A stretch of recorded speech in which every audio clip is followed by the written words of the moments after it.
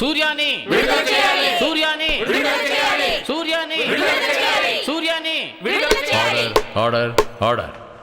Mister సూర్య, ఉచిత న్యాయ మండలి అనే పేరున మీరు తీవ్రవాదులను తయారు చేస్తున్నారని మీ మీద నేరం ఆరోపించారు. దీనికి మీరేం చెప్తారు? చెప్పండి మిస్టర్ సూర్య. జడ్జి అడుగుతున్నారు కదా, చెప్పండి సూర్య. చెప్పండి సూర్య.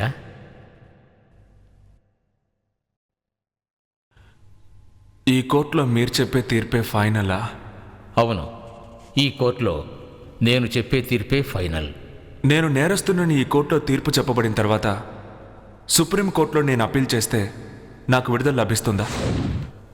అఫ్ కోర్స్, మీరు విడుదలవ్వడానికి అవకాశం ఉంది. ఈ కోర్టులో నేరస్తుడని నిర్ధారించబడిన వాడు పై కోర్టులో విడుదలయ్యే అవకాశం ఉంటే ఈ కోర్టు ఎందుకు, మీరెందుకు, నేనెందుకు, ఈ లాయర్లు ఎందుకు? కేసు ఒకటి, తీర్పు రెండా? అలా రెండు తీర్పులు ఉన్నాయంటే చట్టంలోనూ న్యాయశాఖలోనూ ఏదో తప్పుందనేగా అర్థం. హైకోర్టు హైదరాబాద్లో, సుప్రీంకోర్టు ఢిల్లీలో. డబ్బున్న వాళ్ళు ఎక్కడికైనా వెళ్ళి వాదించి గెలవగలరు. పేదవారికి సాధ్యం అవుతుందా యువరానా? ఒక కేసుని ఒక కోర్టులో ఒక్కసారికి 100 సార్లు విచారణ చేయండి, కానీ తీర్పు ఒక్కటే ఉండాలి. నేరస్తుల్లో మార్పు రావాలే తప్ప తీర్పుల్లో మార్పు రాకూడదు యువరానా. సూపర్ గురు. ఆర్డర్. నా మీద నేరం మోపి ఇప్పుడు ఈ బోన్లో నిలబెట్టారు. నేను చేసిన నేరం ఏంటో తెలుసా? సార్ ఒక్క నిమిషం. బలవంతంగా ఒక అమ్మాయిని చరిస్తే దానికి ఏం సెక్షన్ సార్? అయ్యా మీరు చెప్పండి. ఐపీసీ 376. సార్ కల్తీ నిరోధక చట్టం సెక్షన్ ఏంటో ఏ సంవత్సరం చెప్పగలరా సార్? సార్ మిమ్మల్ని సెక్షన్ 12 సార్. తప్పు సార్. సెక్షన్ 16 సంవత్సరం 1954 సార్.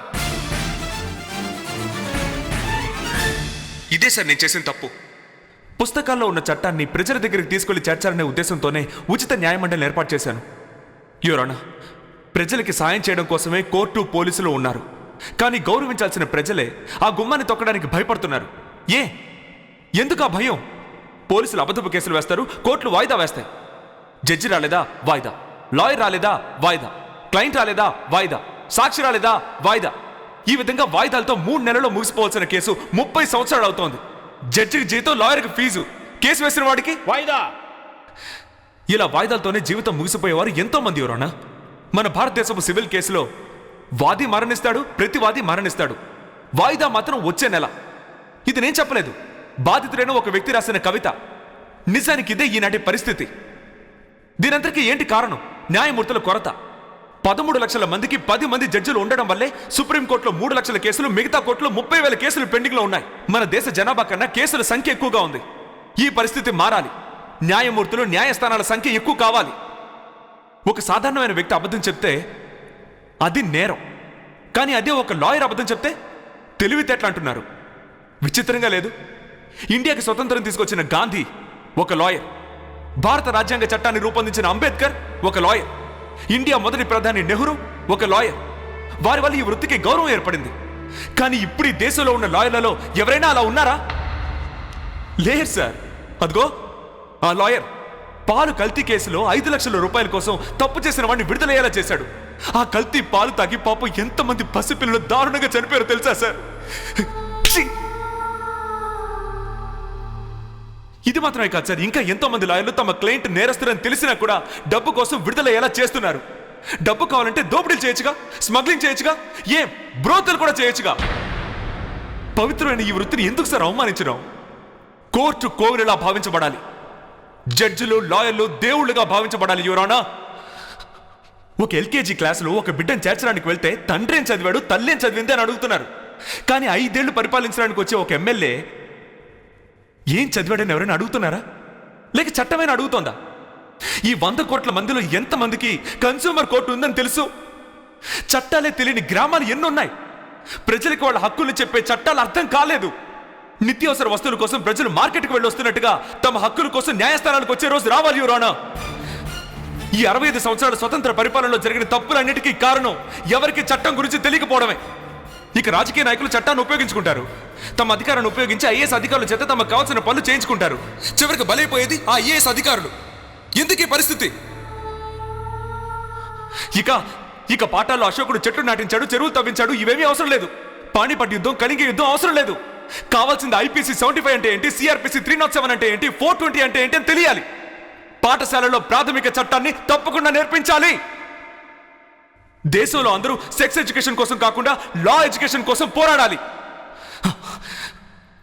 ఒక హిందువుకి భగవద్గీత తెలియకపోవచ్చు, ఒక ముస్లింకి ఖురాన్ తెలియకపోవచ్చు, ఒక క్రిస్టియన్కి బైబిల్ తెలియకపోవచ్చు. ప్రతి ఒక్క భారత పౌరుడికి భారత ప్రాథమిక చట్టాలు తెలుసుండాలి.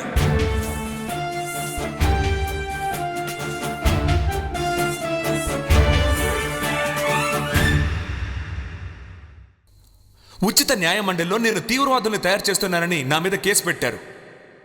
చట్టాన్ని తెలుసుకుని చట్టం తెలియని కోట్లాది ప్రజల్ని మోసం చేస్తున్న జీకే మీద నేను కేసు పెట్టి అతన్ని నడి వీధిలోకి తీసుకొచ్చానని ఒకే కారణంగా నన్ను అంతం చేరని పథకం వేసి పోలీసుల సహాయంతో ఈ అబద్ధపు కేసుని నా మీద సెటప్ చేశారు. తీవ్రవాదులు పోలీసులు చెప్పిన సాక్ష్యం వల్ల నేను నిరపరాధినే అనే నిజం మీకు ఇప్పుడు తెలుసుంటుంది. లేదు, నేను ప్రజల్లో చైతన్యం తీసుకురావడం ఒక క్రైమ్ అని మీరు భావిస్తే నాకు శిక్ష విధించండి.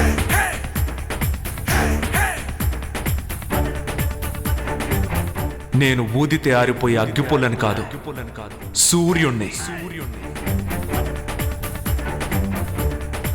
I will fight for justice. And I will die for justice. అందుకోసమే మా బావని కోల్పోయాను, మా అక్కని కోల్పోయాను. నేనేది కోల్పోయినా ప్రజల హక్కులు కోల్పోవడానికి ఒప్పుకోను. అందుకు నన్నే అర్పించడానికి సిద్ధంగా ఉన్నాను. దేవుడు మనిషికి జ్ఞానాన్ని ఇచ్చింది మానవత్వంతో ప్రవర్తించడానికి. ఒకరి అజ్ఞానాన్ని ఇంకొకరు ఉపయోగించుకోవడానికి మాత్రం కాదు.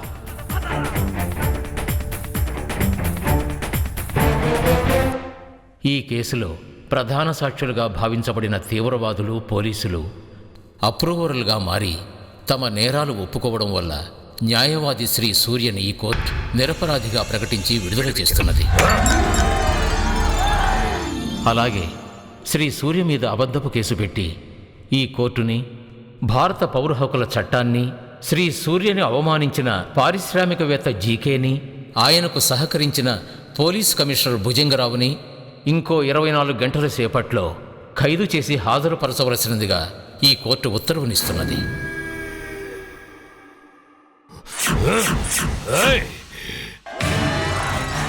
సూర్య వర్ధిల్లాలి, సూర్య వర్ధిల్లాలి, సూర్య వర్ధిల్లాలి, సూర్య వర్ధిల్లాలి, సూర్య వర్ధిల్లాలి, సూర్య వర్ధిల్లాలి, సూర్య వర్ధిల్లాలి, సూర్య వర్ధిల్లాలి, సూర్య వర్ధిల్లాలి, సూర్య వర్ధిల్లాలి, సూర్య వర్ధిల్లాలి, సూర్య వర్ధిల్లాలి, సూర్య వర్ధిల్లాలి, సూర్య వర్ధిల్లాలి, సూర్య వర్ధిల్లాలి, సూర్య వర్ధిల్లాలి, సూర్య వర్ధిల్లాలి, సూర్య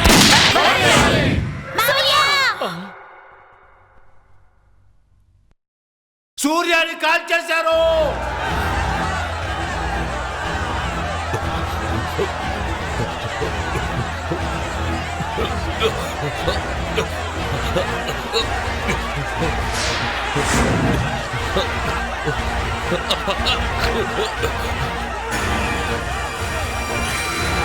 మా సూర్యాన్ని షూట్ చేస్తావా నిన్ను?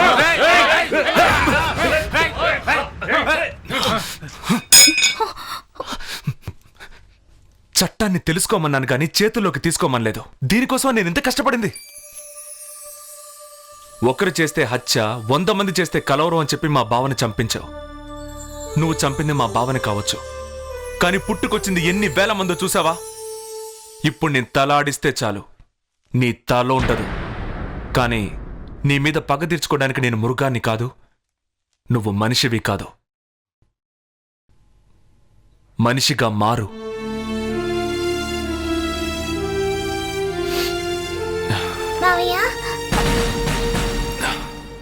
Mister George. సార్, నేను సూర్యని మీట్ అవ్వాలి. Yes sir. అరేంజ్ చేయండి.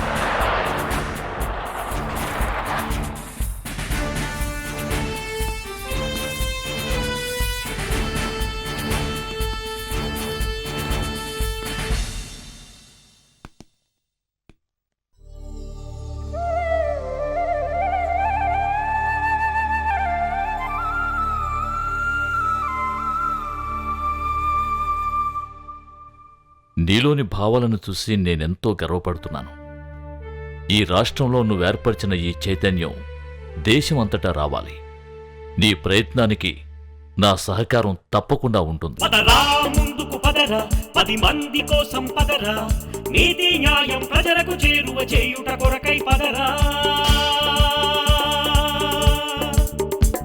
పదరా ముందుకు పదరా, 10 మంది కోసం పదరా, సూర్య పోస్టల్ స్టాంప్ విడుదల చేయాలని పార్లమెంట్ లో తీర్పు. పదరా. అవినీతిని నువ్వు అణచాలంటూ అన్నా హజారేల అడుగు వెయ్యరా. ప్రజాద్రోహులు చేసే పనులను పల్లె పల్లెకు తెలిపేయరా. సత్యం సమాధై మనోహర నా హృదయముని ఓ మధువనిగా మలిచినానంటర తీవర ఆ తేనెలని ఓ తుమ్మెదవై తాగి పొమ్మంట. మనోహర నా హృదయముని ఓ మధువనిగా మలిచినానంటర తీవర ఆ తేనెలని ఓ తుమ్మెదవై తాగి పొమ్మంట.